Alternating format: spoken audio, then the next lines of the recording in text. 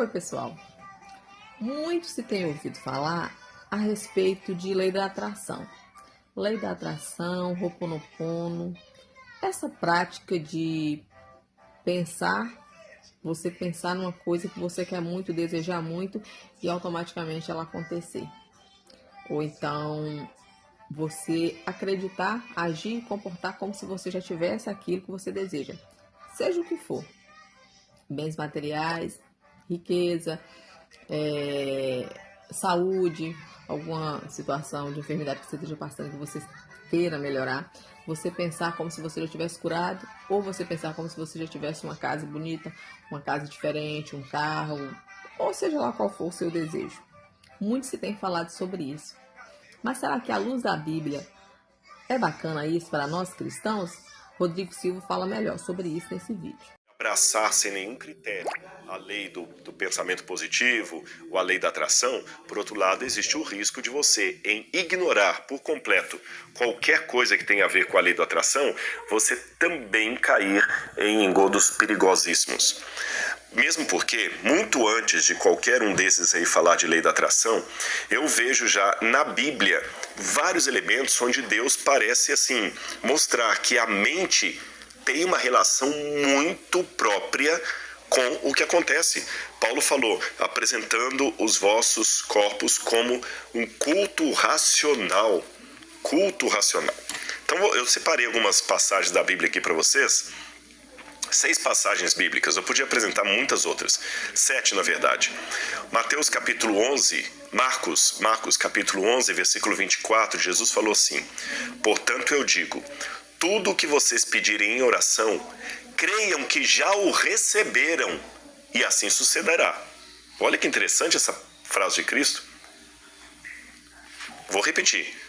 Jesus falando, tudo o que vocês pedirem em oração, creiam que já o receberam, e assim sucederá. Ou seja, não adianta só orar sem crer que já recebi. Eu tenho que orar, crer que já recebi, e aí vai suceder. Número 2, Mateus capítulo 7, versículos 7 e 8. Peçam e lhes será dado, busquem e encontrarão, batam e a porta lhes será aberta. Pois todo o que pede recebe, e o que busca encontra, e aqueles que batem, a porta será aberta.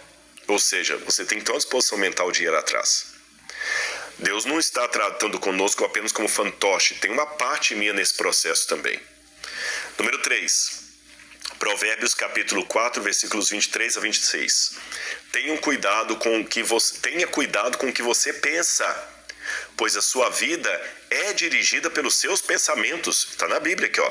Nunca fale mentiras, nem diga palavras perversas. Olhe firme para frente com toda confiança. Não abaixe a cabeça envergonhado. Pense bem no que você vai fazer e todos os seus planos darão certo. Evite o mal e caminhe sempre em frente. Não se desvie nenhum só passo do caminho certo. Outra passagem fortíssima, Mateus 9, versos 21 e 22.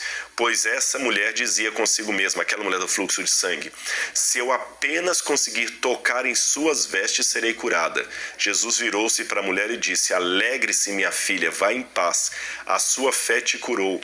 E naquele momento a mulher se curou. Olha interessante, no grego está, a mulher se curou. Então nós vemos que, se por um lado é Deus que cura, por outro lado tem a mente da pessoa que permite a cura. Ou seja, embora o milagre pertença a Deus, eu tenho uma participação nele. A mulher se curou. Olha, isso aqui me chamou a atenção. Foi Jesus que a curou e ao mesmo tempo ela se curou. Percebeu? Parece até um paradoxo. Número 5. Romanos capítulo 12, versículo 12. É aquilo que eu falei com vocês, né? E não sejam conformados com esse mundo, mas sejam transformados pela renovação do seu entendimento. No grego está, da sua mente, do seu pensamento, para que experimentem qual seja a boa, agradável e santa vontade de Deus para vocês. O pensamento me permite experimentar a boa vontade de Deus para mim. Em Mateus capítulo 9, verso 29, de acordo com a sua fé, isso será feito a você. Aliás, Frase que Jesus disse várias vezes, em vários momentos de cura.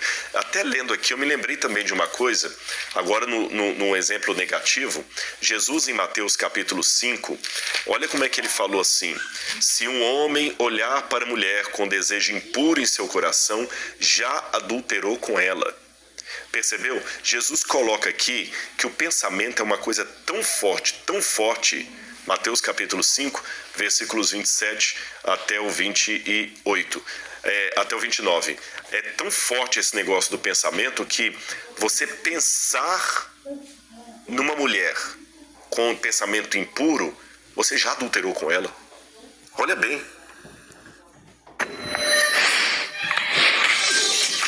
Mau caráter acima. Esse negócio de boa intenção, o inferno tá cheio, realmente, de má intenção também. Eu não preciso pecar para ser um adúltero, basta pensar, porque, na verdade, o pensamento é só uma antecipação do que eu vou fazer. Isso é muito sério. Tem um outro texto aqui do Antigo Testamento, Provérbios, capítulo 24, versículo 10, que diz assim: se te mostras fraco no dia da angústia, tua força é pequena. Ou seja, se você já vai duvidando, fraquejando, não vai dar certo. Eu quero ler para vocês também um pensamento de uma autora que ela é muito preciosa aos adventistas do sétimo dia. Para quem não é adventista, não precisa se preocupar, mas eu estou citando, como eu poderia citar Calvino, Wycliffe, e Ellen White escreveu uma coisa que me chamou bastante atenção.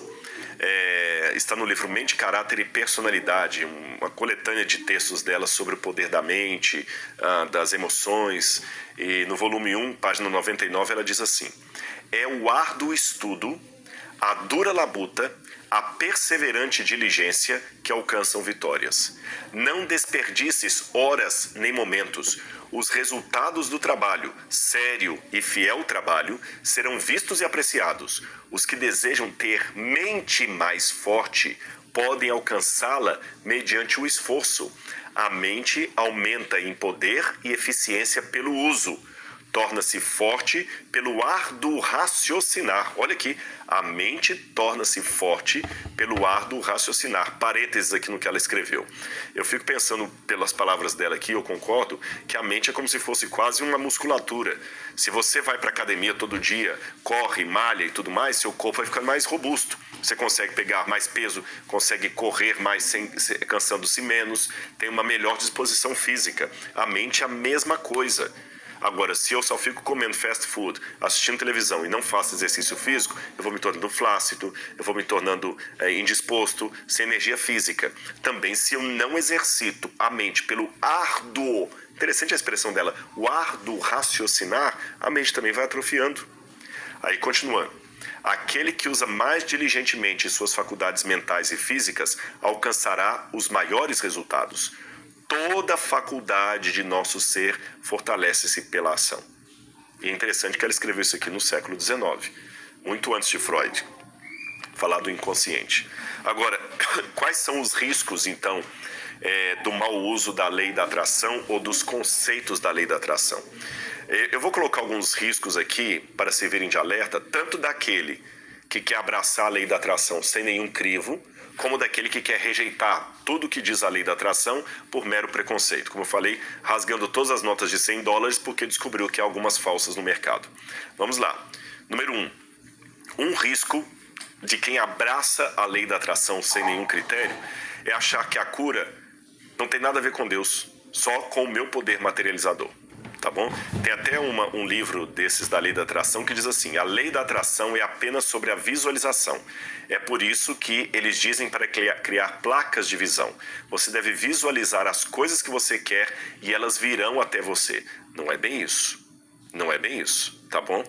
Eu tenho que entender que é Deus que permite que a coisa venha. Não é o meu pensamento, porque aqui tem um viés humanista. E muitas vezes o que eu preciso não é de autoajuda com U, é de autoajuda, ajuda do alto. Então corre esse risco de criar a lei da atração uma lei meramente humanista. Deus é quase que um elemento desnecessário, é só um enfeite no axioma. Porque na equação, Deus é só um enfeite na equação. Porque se eu materializar, na minha mente vai vir. E não é bem isso, tá bom?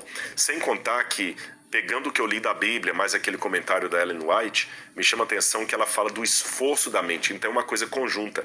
É a mente pensando e o corpo agindo. O corpo agindo e fortalecendo a mente. Não é só a mente aqui, sabe, o om de harmonização e vai dar tudo certinho. Não é bem por aí. Então cuidado com isso aí. Uma outra coisa também que é importante lembrar disso aqui, tem mais um detalhe importante. A visualização, ainda que você possa imaginar seus filhos, não vejo nenhum problema nisso, imaginar o seu carro, a casa própria. Você tem que tomar cuidado que esta visualização é uma ferramenta para você treinar o seu cérebro. Mas não é a visualização que cria, tá bom? Muito menos você, através da vibração. É um conjunto, é você se permitindo receber a bênção de Deus. Número 2, um outro risco que tem agora para aqueles que querem rejeitar por completo a lei da atração, porque não querem nenhuma mexida com ela, querem negar tudo que ela diz ou achar que é tudo do diabo, existe o risco também do extremo oposto, achar que tudo compete a Deus e a você apenas aceitar. Então, se no primeiro elemento existe o risco humanista de achar que eu sou o dono do meu destino, eu que projeto tudo, no segundo tópico aqui, existe o risco do teísmo excessivo, onde parece que eu sou só uma marionete. É Deus que faz tudo. O meu trabalho é só ficar parado, crendo. Não é bem por aí não. Você tem que trabalhar as suas crenças, você tem que trabalhar a sua programação mental. Ora, gente, Jesus curou o paralítico, mas não carregou a cama dele. Jesus curou o cego, Bartimeu, mas não arrumou emprego para ele no dia seguinte. Jesus curou aquele outro paralítico que desceu do telhado, mas não tirou nenhuma telha de lá, nenhuma pedra que estava no telhado para que eles descessem o paralítico. Então lembre, tem um detalhe da cura que compete a você. Jesus curou a mulher com fluxo de sangue, mas ela teve que vir até ele e tocar na orla dele. Então existe uma parte que compete a você, especialmente trabalhar a sua programação mental, que muitas vezes é doentia. E eu vejo muitos crentes com crenças limitantes. Parece que ser rico é pecado, ter sucesso é pecado, qualquer coisa material é pecado. Isso foi uma herança maldita que tivemos da Idade Média, onde parece que assim, quanto mais pobre, mais miserável, mais perto de Deus você está. Isto não é verdade. A teologia da prosperidade, a teologia da libertação, deu ênfase nisso aí. Deus gosta do pobre. O dia que eu ficar rico, eu vou perder minha espiritualidade. O dia que eu tiver mais condição, o dia que eu for culto. Eu já vi muitas pessoas criticando que o maior pecado que eu podia cometer é ter feito um doutorado. Muita gente fala, as coisas espirituais se discernem espiritualmente. Não precisa, esses doutores em teologia, quer dizer, eu ofendi a Deus quando eu busquei um doutorado. Eu ofendi a Deus quando eu troquei de carro. Cuidado com essas crenças limitantes, porque elas não pertencem a Deus, vêm do maligno. Número 3. Você tem que tomar cuidado também, porque às vezes você pode mentalizar tanto coisas materiais, que você pode tirar o foco do espiritual. Ou você pode não priorizar mais a missão de Deus para você, que é pregar o evangelho. Então você tem sim que projetar o seu ganho de capital, melhorar de vida, etc., sair da mesmice, formar, mas não a ponto de criar essas coisas o todo da sua vida. Ora, muitas pessoas aí riquíssimas ficaram milionárias, bilionárias, mas perderam a saúde, a família, os amigos e a espiritualidade de tabela. Muito cuidado com isso. É aquela questão, é o cachorro que bate a cauda ou a cauda que bate o cachorro? Viram aí? Então, nem tanto ao céu, nem tanto ao mar. Equilíbrio. Nossos pensamentos positivos, eles têm sim muito poder, né? Acho que nem nós temos consciência de quão poderosos nós somos. Mas desde que estejamos debaixo da vontade de Deus.